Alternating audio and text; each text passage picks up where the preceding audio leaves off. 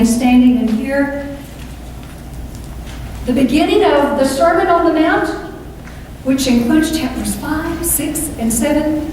And it starts with the Beatitudes, which literally means blessings.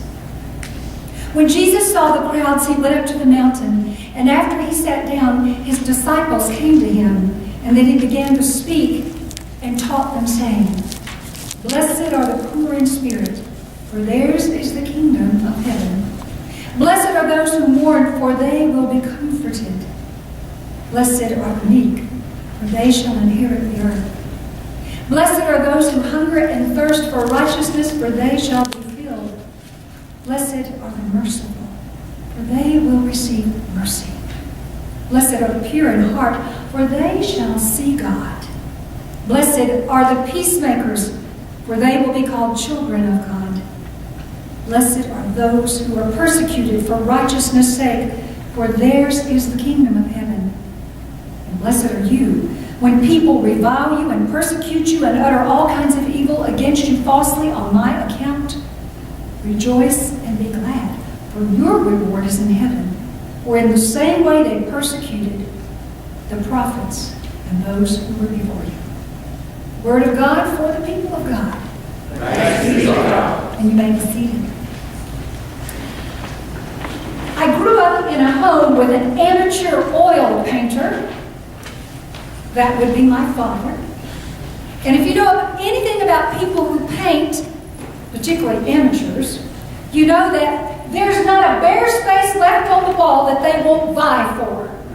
And my father vied for every space that he could get.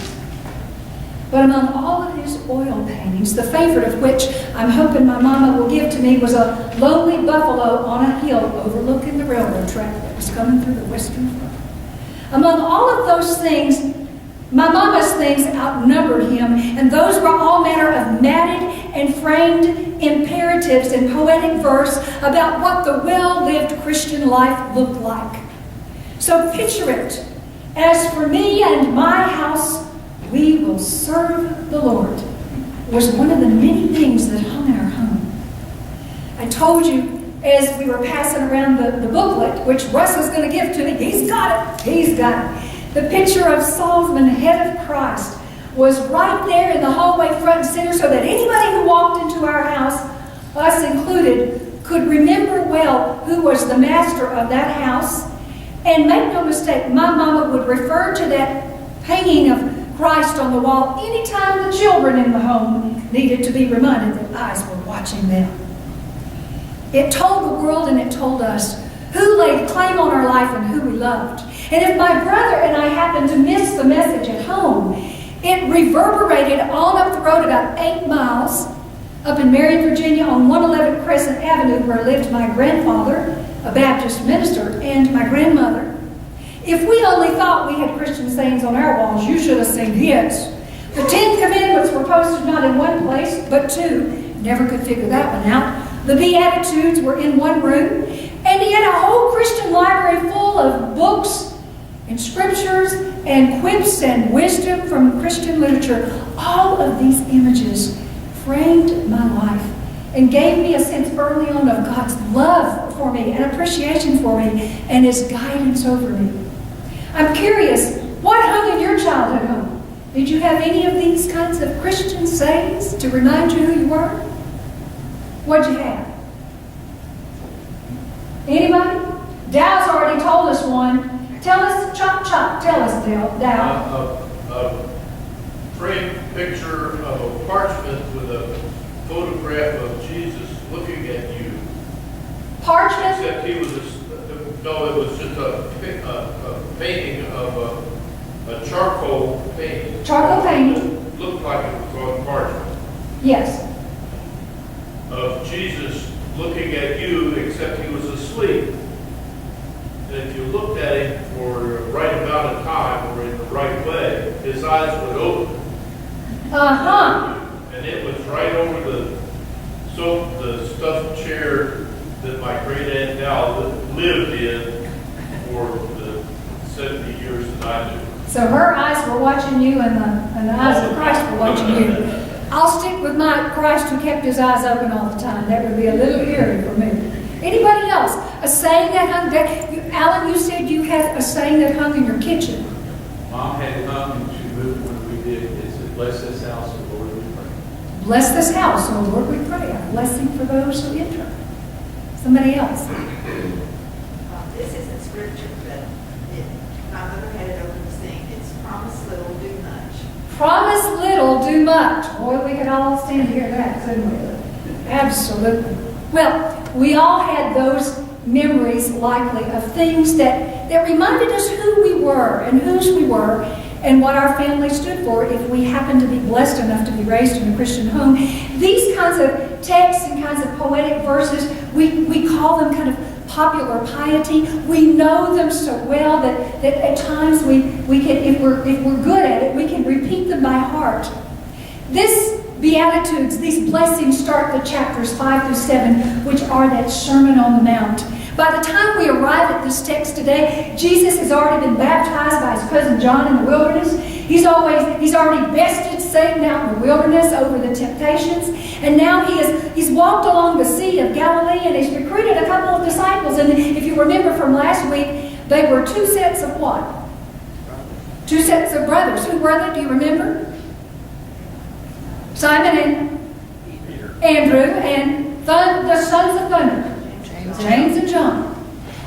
Now, back to the Sermon on the Mount.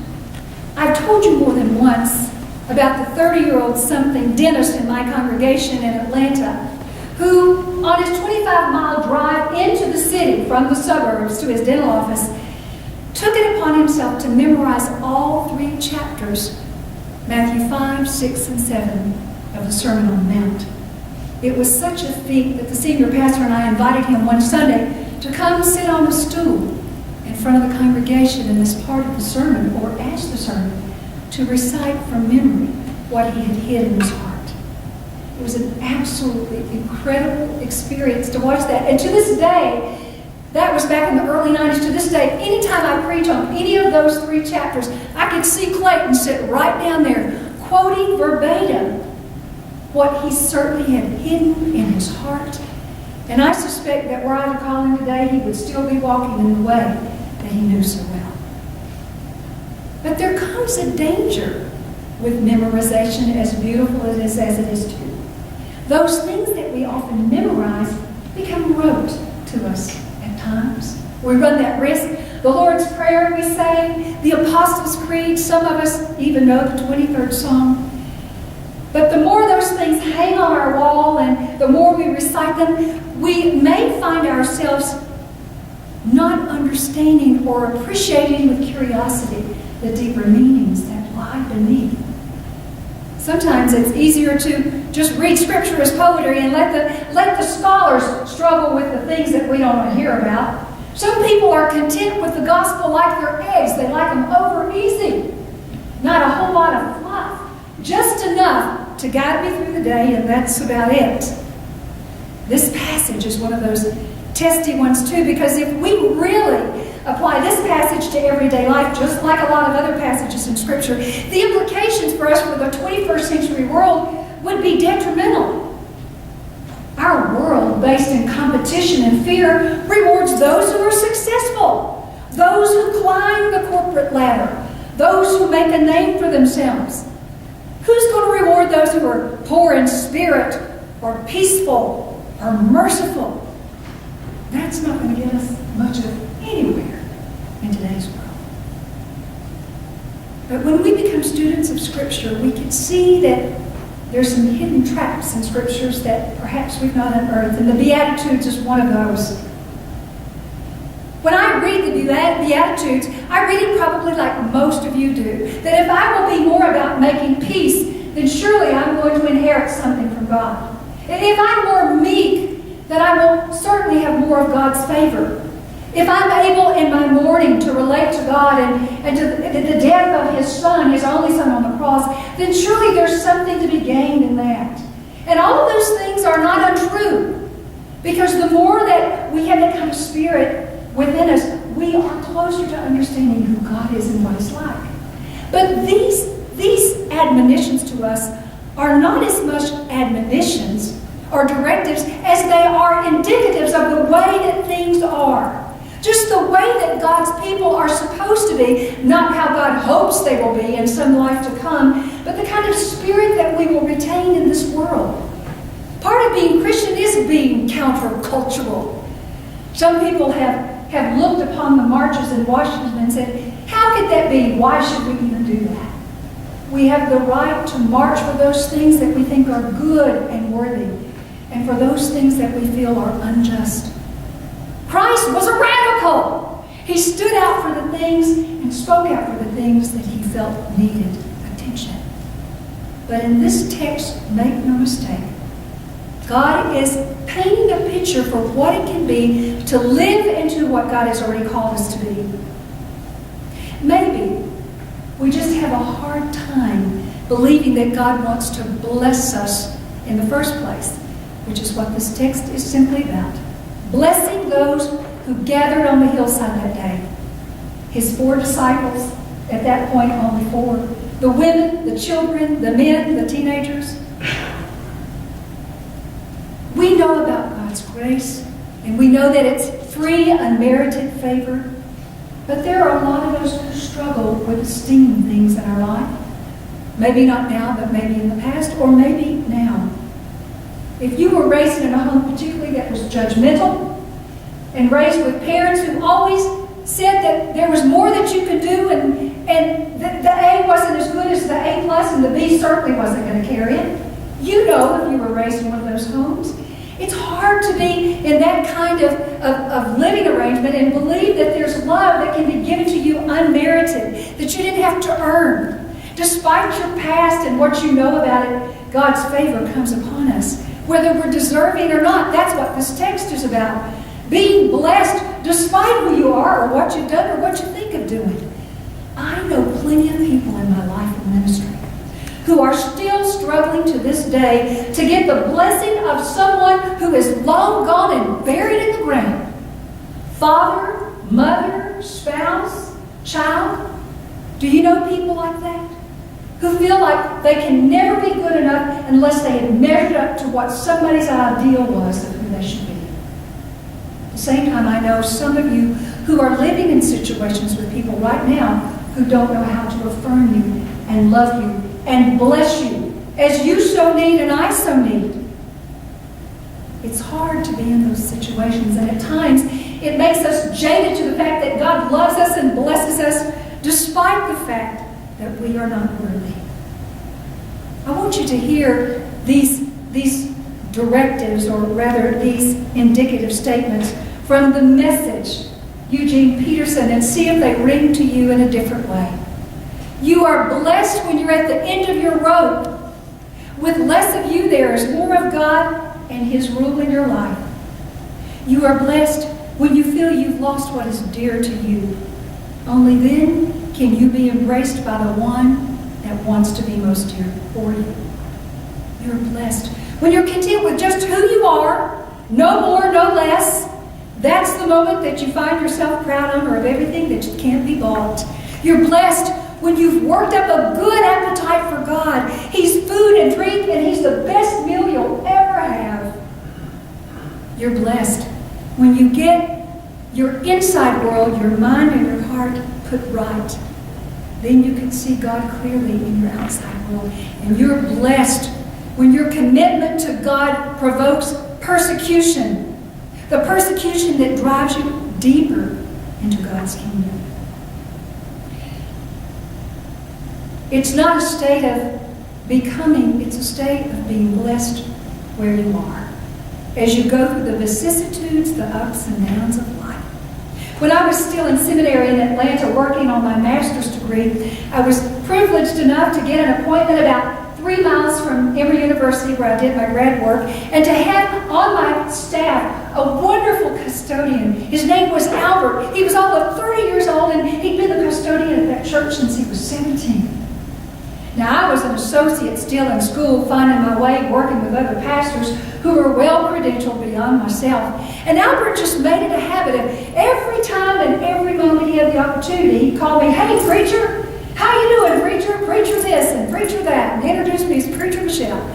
And I finally, when I could take it no more, because I knew my colleagues were probably tipped or miffed by it, I said, Albert, don't call me that. I'm not there yet. I'm working on the degree. I'm working on the ordination. I'm working on the master's. And he said, girl, because he was from the black tradition and he was proud of it. Girl, he said, I want you to know that in my tradition, we are not content to call you what you are. We're going to call you what we think you're going to be. It's not about who you are, it's about what you're going to become. So I'm going to call you preacher, and you're going to have to just deal with it. And so I did. National Geographic reports that during the plague of AD 590, Pope Gregory I ordered unceasing prayer for divine intercession for his people. Part of his command was that anyone sneezing was to be blessed immediately. Do you know why? Come on, nurses, tell me. What? Yes, because they were living in the time of the plague. It was the first sign that somebody was falling ill, and you needed to bless them right away. Some 160 years later, in 750 AD, it became customary to say, God bless you, in response to a sneeze. But the practice of blessing occurred long before then, at least by 77 AD, or maybe even before.